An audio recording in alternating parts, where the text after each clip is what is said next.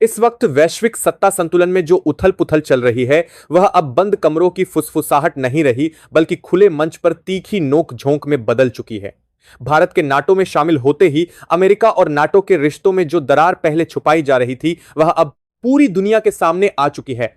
Washington से लेकर Brussels तक माहौल गर्म है और इस पूरे घटनाक्रम के केंद्र में एक नाम है, डोनाल्ड ट्रंप।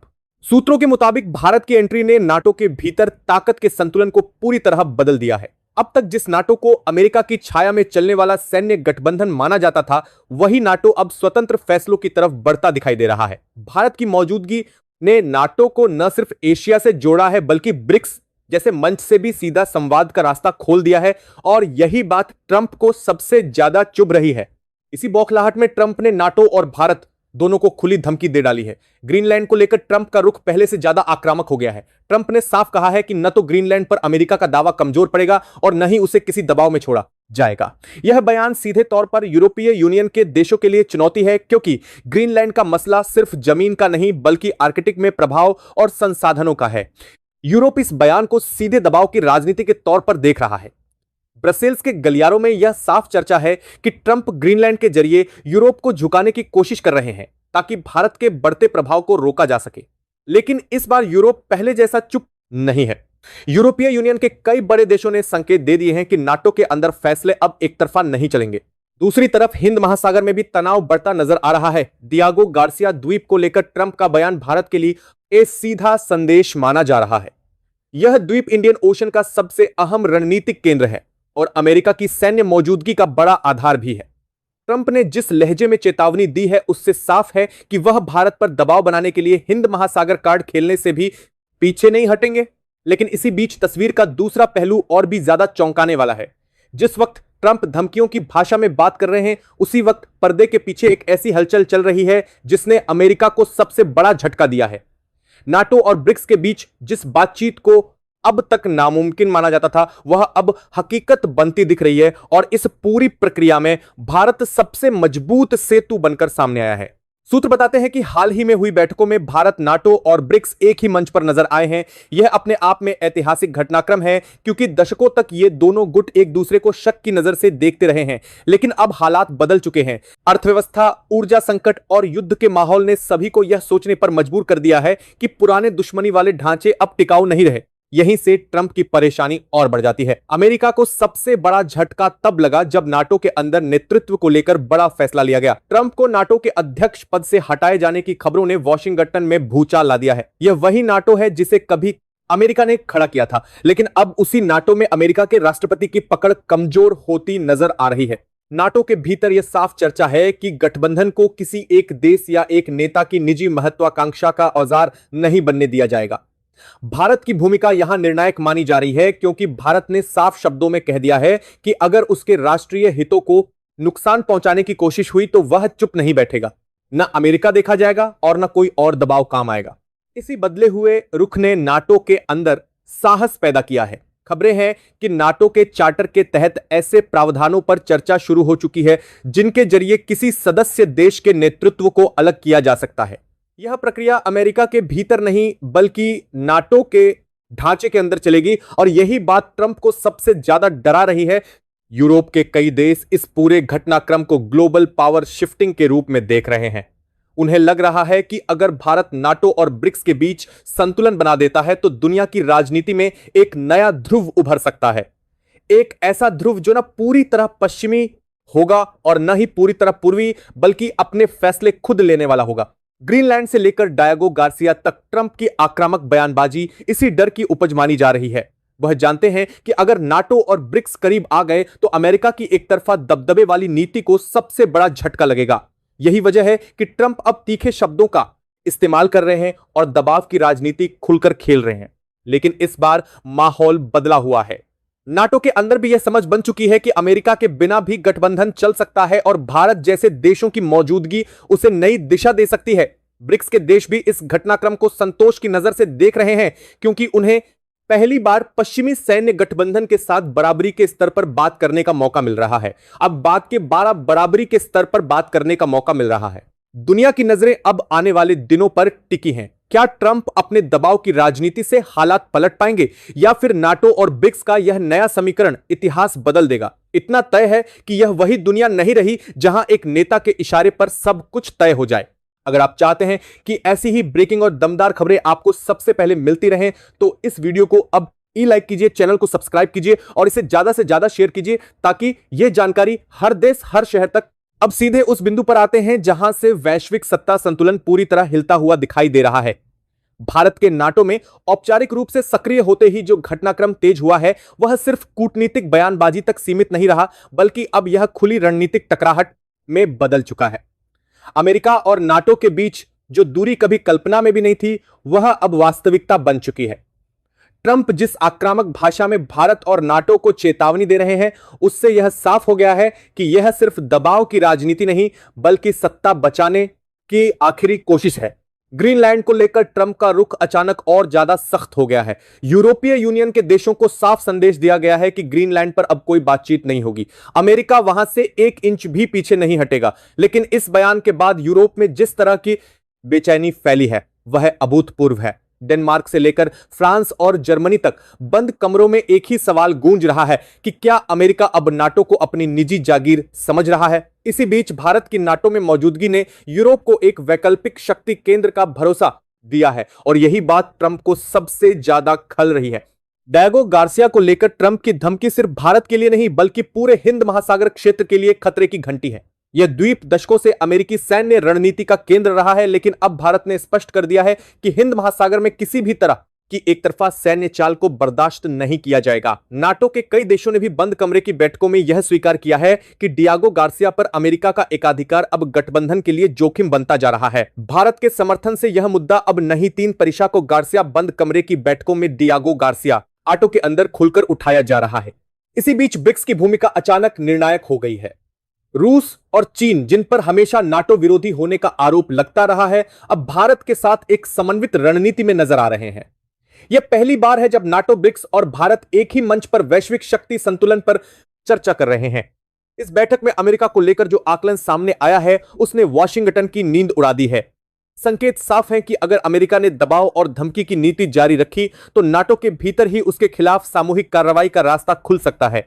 सबसे बड़ा झटका तब लगा जब नाटो अध्यक्ष पद को लेकर ट्रंप की स्थिति कमजोर पड़ती दिखी। तकनीकी तौर पर नाटो का गठन अमेरिका की अगुवाई में हुआ था, लेकिन नियम और प्रक्रियाएं किसी एक देश को असीमित शक्ति नहीं देती।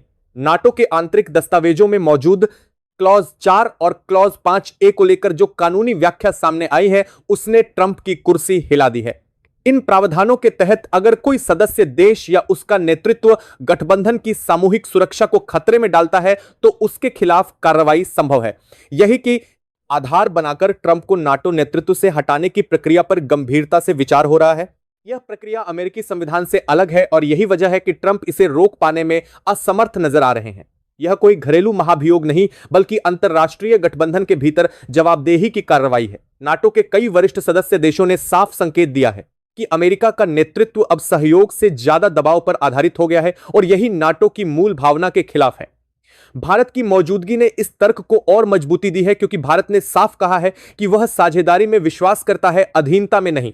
यूरोप के भीतर भी अब खुलकर 2 धड़े नजर आने लगे हैं। एक धड़ा अमेरिका के साथ पारंपरिक गठबंधन को बनाए रखना चाहता है, जबकि दूसरा धड़ा भारत के साथ संतुलित शक्ति मॉडल की ओर झुकता दिख रहा है। फ्रांस और जर्मनी जैसे देश इस दूसरे धड़े के प्रमुख चेहरे बनते जा रहे हैं। उनका मानना है कि भारत की सैन्य क्षमता, आर्थिक ताकत और रणनीतिक धैर्य नाटो को एक नई दिशा दे सकता है। यही सोच ट्रंप के लिए सबसे बड़ा खतरा बन चुकी है। अमेरिका के भीतर भी हालात सहज नहीं हैं। पेंटागन और स्टेट डिपार्टमेंट के बीच मतभेद खुलकर सामने आने लगे हैं। कई अमेरिकी सैन्य अधिकारी मानते हैं कि नाटो से टकराव अमेरिका को वैश्विक स्तर पर अलग थलग कर सकता है, लेकिन ट्रंप का राजनीतिक के सामने अधिकारी स्वभाव पीछे हटने का नहीं है। वह लगातार आक्रामक बयान देकर दबाव बढ़ाने की कोशिश कर रहे हैं। समस्या यह है कि अब यह रणनीति उलटी पड़ती दिख रही है। वह बात भारत ने इस पूरे घटनाक्रम में बेहद साफ और सधा हुआ संदेश दिया है। भारत ने कहा है कि अगर उसके समुद्री हितों या रणनीतिक साझेदारियों को नुकसान पहुंचाने की कोशिश हुई तो जवाब सामूहिक और निर्णायक होगा। नाटो के साथ मिलकर भारत ने यह भी संकेत दे दिया है कि वह सिर्फ सदस्य नहीं बल्कि नीति निर्धारण में सक्रिय भूमिका निभाने वाला खिलाड़ी है। यही बात अमेरिका के वर्चस्व को सीधी चुनौती देती है। अब तस्वीर धीरे धीरे साफ होती जा रही है। नाटो एक नए युग के मुहाने पर खड़ा है जहां अमेरिका अकेला निर्णायक नहीं रहेगा। भारत की एंट्री ने इस गठबंधन को बहुध्रुवीय दिशा में धकेल दिया है। ट्रंप इसे व्यक्तिगत अपमान और रणनीतिक हार दोनों के रूप में देख रहे हैं, इसलिए उनकी भाषा तीखी होती जा रही है और धमकियां खुली। लेकिन वैश्विक मंच पर अब धमकियों का असर कम हो रहा है। देश अब ताकत के साथ साथ भरोसे और साझेदारी को भी उतनी ही अहमियत दे रहे हैं। भारत इसी मॉडल का प्रतिनिधित्व करता है और यही वजह है कि नाटो के भीतर उसकी स्वीकार्यता तेजी से बढ़ रही है। अमेरिका के लिए यह स्थिति असहज है, लेकिन बदली हुई वैश्विक हकीकत यही है। आने वाले दिनों में नाटो के भीतर जो फैसले होंगे वे सिर्फ एक व्यक्ति या एक देश के खिलाफ नहीं होंगे, बल्कि एक नए शक्ति संतुलन की घोषणा होंगे। ट्रंप को हटाने की प्रक्रिया अगर आगे बढ़ती है तो यह संदेश जाएगा कि अब कोई भी देश या नेता गठबंधन से ऊपर नहीं है। और यही संदेश इस पूरे घटनाक्रम का असली केंद्र बिंदु बन चुका है। यूरोप किसी एक शक्ति के दबाव में रहने के बजाय संतुलन की नीति की ओर बढ़ता दिख रहा है। दुनिया की नजरें अब इस बात पर टिकी हैं कि यह प्रस्तावित बैठक कब और कैसे होती है, क्योंकि अगर यह बैठक होती है तो यह साफ संकेत होगा कि वैश्विक राजनीति एक नए दौर में प्रवेश कर चुकी है।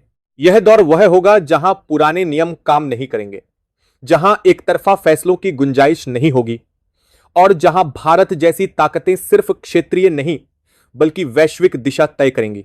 इस पूरे घटनाक्रम से एक बात साफ है, ट्रंप के लिए आने वाला समय आसान नहीं होने वाला। नाटो के भीतर पकड़ कमजोर होना और दूसरी तरफ नाटो का ब्रिक्स से संवाद की ओर बढ़ना उनके लिए दोहरी चुनौती बन चुका है। यही वह मोड़ है जहां से इतिहास नई करवट लेता है और यही वह बिंदु है जहां से दुनिया एक नई शक्ति संरचना की तरफ बढ़ती दिखाई दे रही है। इस वक्त हालात उस मोड़ पर पहुंच चुके हैं जहां सिर्फ बयान नहीं बल्कि हर शब्द के पीछे रणनीति छुपी हुई है। नाटो और ब्रिक्स की संभावित बैठक को लेकर अब दुनिया की बड़ी राजधानियों में हलचल तेज हो चुकी है। यह साफ हो चुका है कि यह सिर्फ संवाद नहीं बल्कि आने वाले वैश्विक ढांचे की रूपरेखा तय करने की कोशिश है। सूत्रों के मुताबिक इस बैठक की सबसे बड़ी खासियत यह है कि इसमें किसी एक देश की प्रधानता नहीं बल्कि सामूहिक शक्ति संतुलन पर चर्चा होगी। यही वजह है कि डोनाल्ड ट्रंप को इस पूरी प्रक्रिया से अलग रखा गया है। यह संकेत माना जा रहा है कि नाटो अब ट्रंप के नेतृत्व वाले एजेंडे से दूरी बना रहा है। राजनीतिक विश्लेषकों का कहना है कि नाटो के भीतर अब यह भावना मजबूत हो चुकी है कि ट्रंप की नीतियां गठबंधन को कमजोर कर रही हैं। ग्रीनलैंड को लेकर ट्रंप का दबाव यूरोप के लिए चेतावनी की घंटी बन चुका है। यूरोपीय यूनियन के कई देशों ने साफ कर दिया है कि वे किसी भी तरह की जबरदस्ती को स्वीकार नहीं करेंगे। यही कारण है कि ग्रीनलैंड के मुद्दे पर ट्रंप को धीरे धीरे अपने कदम पीछे खींचने पड़ रहे हैं। पहले जहां सीधे दावे और दबाव की भाषा थी, अब वहां सफाई और नरमी नजर आने लगी है। इसे अंतरराष्ट्रीय दबाव का सीधा असर माना जा रहा है। ईरान का मुद्दा भी इसी दबाव की दूसरी बड़ी वजह है। ट्रंप जिस तरह ईरान पर कार्रवाई की बात कर रहे थे, उसने नाटो के भीतर असहजता बढ़ा दी। यूरोप जानता है कि ईरान में किसी भी बड़े टकराव का असर सबसे पहले उसी पर पड़ेगा। ऊर्जा संकट, आर्थिक अस्थिरता और सामाजिक तनाव यूरोप के लिए बड़ा खतरा बन सकते हैं। सूत्रों का कहना है कि इसी वजह से नाटो के कई देश ईरान को लेकर ट्रंप की नीति से दूरी बना रहे हैं। वे नहीं चाहते कि अमेरिका की आक्रामक रणनीति का खामियाजा पूरा गठबंधन भुगते। यहां भारत की भूमिका निर्णायक बनकर सामने आती है। भारत ईरान के साथ भी संवाद में है और पश्चिमी देशों के साथ भी। भारत किसी को उकसा नहीं रहा, लेकिन भारत यह भी साफ कर रहा है कि वह संतुलन और स्थिरता के पक्ष में खड़ा है। ब्रिक्स के भीतर भारत की यही नीति उसे सबसे मजबूत आवाज बनाती है। रूस भारत की इस भूमिका से संतुष्ट नजर आ रहा है, क्योंकि भारत दबाव में आकर फैसले नहीं करता। चीन भी यह समझता है कि भारत के बिना किसी भी बड़े वैश्विक मंच की विश्वसनीयता अधूरी रहेगी। यही वजह है कि नाटो और ब्रिक्स दोनों भारत को नजरअंदाज नहीं कर सकते। यही वजह है कि दोनों एक साझा मंच की ओर बढ़ते दिखाई दे रहे हैं। अगर यह बैठक होती है तो इसका सीधा मतलब होगा कि दुनिया दो ध्रुवों में बंटी हुई नहीं रहेगी। एक नया संतुलन उभरेगा जहां फैसले सिर्फ ताकत के दम पर नहीं बल्कि सहमति से लिए जाएंगे। ट्रंप के लिए यह स्थिति सबसे ज्यादा चुनौतीपूर्ण है। एक तरफ नाटो के भीतर उनकी पकड़ कमजोर हो रही है, दूसरी तरफ वही नाटो ब्रिक्स के साथ संवाद की ओर बढ़ रहा है। यह वह स्थिति है जहां किसी नेता का प्रभाव धीरे धीरे सिमटने लगता है। ट्रंप की प्रतिक्रियाएं भी इसी बेचैनी को दिखा रही हैं। बयान ज्यादा तीखे हैं लेकिन असर कम होता दिख रहा है। यूरोप अब पहले की तरह आंख बंद करके समर्थन देने के मूड में नहीं है। यूरोपीय यूनियन इस पूरे घटनाक्रम को एक अवसर के तौर पर देख रही है। यूरोप अब अमेरिका पर पूरी तरह निर्भर रहने के बजाय बहुस्तरीय संतुलन की ओर बढ़ना चाहता है। नाटो ब्रिक्स संवाद इसी सोच का हिस्सा माना जा रहा है। दुनिया की नजरें अब आने वाले फैसलों पर टिकी हैं। यह सिर्फ एक बैठक नहीं होगी, बल्कि यह तय करेगी कि आने वाले वर्षों में वैश्विक ताकत का केंद्र कहां होगा। ज़ारा सीज बी आरडी एक्स8। एक बात अब साफ होती जा रही है, भारत सिर्फ इस प्रक्रिया का हिस्सा नहीं, बल्कि दिशा तय करने वाली शक्ति बन चुका है। और यही बात इस पूरे घटनाक्रम को ऐतिहासिक बनाती है। इस वक्त हालात जिस दिशा में बढ़ रहे हैं, उसमें सबसे अहम बात यह है कि अब यह चर्चा सिर्फ कूटनीतिक गलियारों तक सीमित नहीं रही। यह चर्चा अब सार्वजनिक बयानों, रणनीतिक लीक और अंतर्राष्ट्रीय मीडिया के विश्लेषणों में साफ दिखाई देने लगी है। नाटो और ब्रिक्स के बीच संभावित संवाद को लेकर जिस तरह की भाषा इस्तेमाल की जा रही है, वह अपने आप में असाधारण है। सूत्रों का कहना है कि नाटो के भीतर यह आकलन मजबूत हो चुका है कि ट्रंप के दौर की आक्रामक नीति ने गठबंधन की सामूहिक छवि को नुकसान पहुंचाया है। ग्रीनलैंड को लेकर जिस तरह का दबाव बनाया गया, उसने यूरोप को यह सोचने पर मजबूर कर दिया कि भविष्य में ऐसे फैसले और भी लिए जा सकते हैं जो यूरोपीय हितों से सीधे टकराएंगे। यूरोपीय यूनियन के कई वरिष्ठ नेता अब यह मानने लगे हैं कि नाटो को केवल सैन्य गठबंधन के तौर पर नहीं, बल्कि राजनीतिक संतुलन के मंच के रूप में दोबारा परिभाषित करना जरूरी हो गया है। इसी सोच के तहत ब्रिक्स के साथ संवाद को एक विकल्प नहीं, बल्कि आवश्यकता के तौर पर देखा जा रहा है। इसी बीच भारत को लेकर बातचीत और तेज हो गई है। भारत को लेकर नाटो के भीतर यह धारणा बन रही है कि वह एक ऐसा देश है जो किसी एक शक्ति के निर्देश पर नहीं चलता। भारत की यही स्वतंत्रता उसे इस पूरी प्रक्रिया में केंद्रीय भूमिका दिला रही है। ब्रिक्स के भीतर भी यही सोच दिखाई दे रही है। रूस और चीन दोनों इस बात को लेकर सहज नजर आ रहे हैं कि भारत के जरिए पश्चिमी दुनिया से बात आगे बढ़ाई जाए। ब्रिक्स को यह एहसास है कि भारत के बिना किसी भी वैश्विक पहल को व्यापक समर्थन नहीं मिल सकता।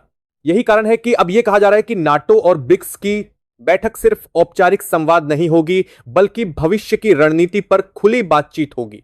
इसमें सुरक्षा, ऊर्जा, व्यापार और भू राजनीति के बड़े मुद्दों पर चर्चा होने की संभावना जताई जा रही है। इस पूरी प्रक्रिया से ट्रंप पर दबाव लगातार बढ़ता दिख रहा है। राजनीतिक विश्लेषकों का मानना है कि ट्रंप अब उस स्थिति में नहीं है जहां वे नाटो को अपनी शर्तों पर चला सके। नाटो के भीतर उनकी बात सुनी तो जा रही है, लेकिन बिना सवाल किए स्वीकार नहीं की जा रही। ग्रीनलैंड के मुद्दे पर बदला हुआ रुख इसी दबाव का संकेत माना जा रहा है। पहले जहां ट्रंप सीधे टकराव की मुद्रा में थे, अब वहां संतुलित भाषा दिखाई दे रही है। इसे अंतर्राष्ट्रीय प्रतिक्रिया का असर माना जा रहा है। ईरान को लेकर भी यही स्थिति बनती दिख रही है। पहले जिस तरह की सैन्य कार्रवाई की बातें हो रही थीं, अब वहां कूटनीतिक विकल्पों की चर्चा बढ़ रही है। नाटो के भीतर कई देश साफ तौर पर यह संकेत दे चुके हैं कि वे किसी नए युद्ध का बोझ उठाने को तैयार नहीं है। यूरोप के लिए यह मुद्दा केवल विदेश नीति का नहीं, बल्कि आंतरिक स्थिरता का भी है। ऊर्जा संकट, महंगाई और सामाजिक असंतोष पहले से ही दबाव बना रहे हैं। ऐसे में ईरान के साथ टकराव यूरोप के लिए आत्मघाती साबित हो सकता है। यही वजह है कि यूरोपीय यूनियन नाटो ब्रिक्स संवाद को एक संतुलनकारी कदम के तौर पर देख रही है। यूरोप चाहता है कि वैश्विक फैसले किसी एक व्यक्ति या एक देश के दबाव में न लिए जाएं। दुनिया की नजरें अब इस बात पर टिकी हैं कि यह संवाद किस रूप में सामने आता है।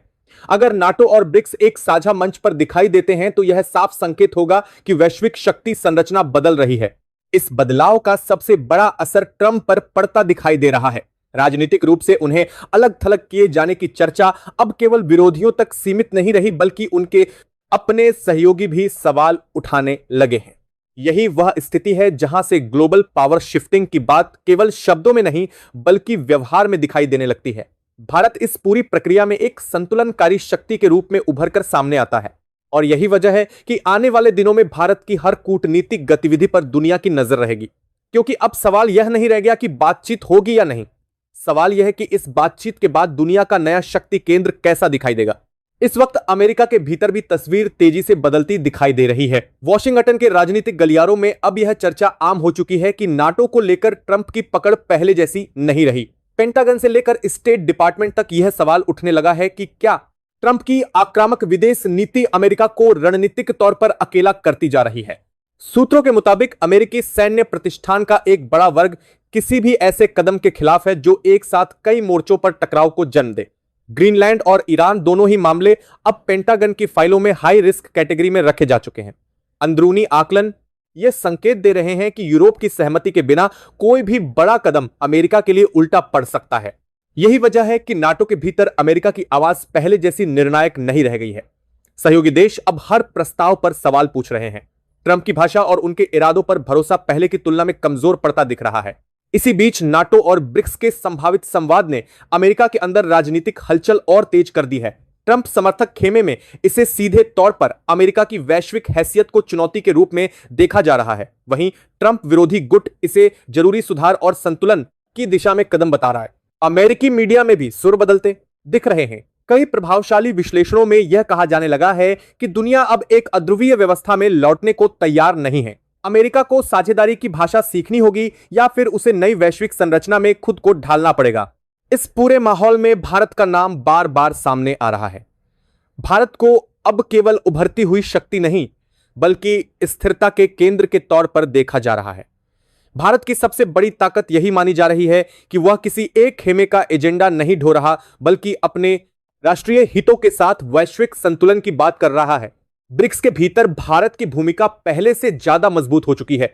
रूस और चीन दोनों इस बात को समझ चुके हैं कि भारत के बिना ब्रिक्स की वैश्विक स्वीकार्यता सीमित रह जाएगी। दूसरी तरफ नाटो के लिए भारत एक ऐसा साझेदार बनता जा रहा है जो पश्चिम और गैर पश्चिम के बीच संवाद का रास्ता खोल सकता है।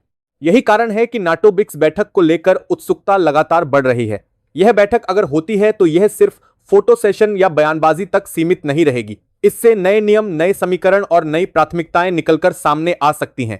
ट्रंप के लिए यह स्थिति सबसे ज्यादा असहज है। एक तरफ उनके हाथ से नाटो की दिशा निकलती दिख रही है, दूसरी तरफ वही नाटो उन देशों से संवाद कर रहा है जिन्हें ट्रंप हमेशा शक की नजर से देखते आए हैं। यह उनके राजनीतिक कथानक के बिल्कुल उलट है। ग्रीनलैंड के मुद्दे पर पीछे हटना और ईरान के मामले में भाषा का नरम पड़ना इसी दबाव का नतीजा माना जा रहा है। ट्रंप अब खुलकर वह कदम नहीं उठा पा रहे जिनसे नाटो में खुला विद्रोह खड़ा हो जाए। यूरोपीय यूनियन इस पूरी स्थिति को बेहद सावधानी से देख रही है। यूरोप जानता है कि अगर अमेरिका और ट्रंप के बीच आंतरिक अस्थिरता बढ़ती है तो उसका सीधा असर वैश्विक सुरक्षा पर पड़ेगा। इसलिए यही करते हैं और बात से साथ के बात करने के साथ सरकार के साथ करने के बात करते हैं और बात करके साथ करने के बीच भी यूरोप संतुलन की भूमिका निभाने की कोशिश कर रहा है। यही संतुलन नाटो ब्रिक्स संवाद में भी दिखाई देता है। यूरोप चाहता है कि दुनिया फिर से शीत युद्ध जैसे दो खेमों में न बंटे और इसी सोच में भारत की भूमिका उसे सबसे भरोसेमंद लगती है। दुनिया इस वक्त एक ऐसे मोड़ पर खड़ी है जहां फैसले सिर्फ ताकत के आधार पर नहीं बल्कि स्वीकार्यता के आधार पर लिए जाएंगे। और इस नई व्यवस्था में ट्रंप की चुनौती सिर्फ बाहर नहीं बल्कि भीतर भी बढ़ती जा रही है। अब सवाल यह नहीं है कि ट्रंप क्या चाहते हैं, सवाल यह है कि बाकी दुनिया क्या स्वीकार करने को तैयार है। और यही सवाल आने वाले दिनों में वैश्विक राजनीति की दिशा तय करेगा। इस वक्त पूरी तस्वीर को अगर समेटकर देखा जाए तो साफ नजर आता है कि दुनिया एक ऐसे संक्रमण काल में खड़ी है जहां फैसले पर्दे के पीछे तेजी से बदले जा रहे हैं। नाटो और ब्रिक्स के बीच संभावित संवाद अब सिर्फ रणनीतिक प्रयोग नहीं बल्कि मजबूरी बनता दिख हुई है रहा है। और इस मजबूरी की जड़ में वही बदलाव है जिसने पारंपरिक सत्ता समीकरणों को कमजोर कर दिया है। सूत्रों के मुताबिक नाटो के भीतर यह मान लिया गया है कि भविष्य की वैश्विक स्थिरता सिर्फ सैन्य ताकत से नहीं आएगी। आर्थिक दबाव, ऊर्जा संकट और राजनीतिक असंतोष ने यूरोप को यह सोचने पर मजबूर कर दिया है कि पुराने ढांचे अब काम के नहीं रहे। इसी वजह से ब्रिक्स जैसे मंच से दूरी बनाए रखना अब व्यावहारिक विकल्प नहीं माना जा रहा। ब्रिक्स के अंदर भी यही समझ बन रही है कि पश्चिमी देशों से सीधे टकराव के बजाय संवाद ज्यादा असरदार होगा। भारत इस पूरी प्रक्रिया में सबसे अहम कड़ी बनकर उभर रहा है क्योंकि भारत न तो किसी पर निर्भर है और न ही किसी को आंख बंद करके फॉलो करता है। यही कारण है कि भारत की मौजूदगी दोनों पक्षों को स्वीकार्य लगती है। इस पूरे घटनाक्रम में ट्रंप पर दबाव लगातार बढ़ता जा रहा है। नाटो के भीतर उनकी आक्रामक शैली को लेकर असहजता साफ दिखाई दे रही है। ग्रीनलैंड का मामला हो या ईरान का सवाल, हर जगह ट्रंप को पहले जैसा समर्थन नहीं मिल पा रहा। बयान तीखे हैं लेकिन जमीन पर हालात बदल चुके हैं। जमीन पर ट्रंप करबी सहजदा। यूरोपीय यूनियन अब खुलकर यह संकेत दे रहा है कि वह किसी भी ऐसे रास्ते पर नहीं जाना चाहता जो उसे आर्थिक या सामाजिक संकट में झोंक दे। यही कारण है कि यूरोप संतुलन की राजनीति को प्राथमिकता दे रहा है और इसी संतुलन में नाटो ब्रिक्स संवाद को अहम माना जा रहा है। नाव बार से अमेरिका के भीतर भी मतभेद गहराते दिख रहे हैं। पेंटागन और राजनीतिक नेतृत्व के बीच दृष्टिकोण का फर्क अब छुपा हुआ नहीं रहा। कई जगह यह सवाल उठ रहा है कि क्या आक्रामक नीति अमेरिका को मजबूत कर रही है या उसे अलग थलग कर रही है। दुनिया की नजरें अब इस बात पर टिकी हैं कि नाटो और ब्रिक्स का यह संवाद किस दिशा में जाता है। अगर यह संवाद आगे बढ़ता है तो यह साफ संकेत होगा कि वैश्विक राजनीति एक नए युग में प्रवेश कर चुकी है। एक ऐसा युग जहां किसी एक नेता या एक देश की मर्जी से नहीं बल्कि सामूहिक सहमति से दिशा तय होगी। इस पूरी तस्वीर में भारत की भूमिका सबसे ज्यादा चर्चा में है। भारत अब सिर्फ उभरती शक्ति नहीं बल्कि संतुलन बनाने वाली ताकत के रूप में देखा जा रहा है। यही वजह है कि आने वाले समय में भारत से जुड़े हर कदम पर पूरी दुनिया की नजर रहेगी। और यहीं पर यह सवाल भी खड़ा होता है कि आने वाला दौर किसका होगा, टकराव का या संतुलन का, दबाव का या संवाद का? जवाब आने वाले फैसलों में छुपा है। अगर आपको यह विश्लेषण दमदार लगा हो तो वीडियो को लाइक जरूर कीजिए, चैनल को सब्सक्राइब कीजिए और इसे ज्यादा से ज्यादा शेयर कीजिए ताकि यह बात हर जगह पहुंचे।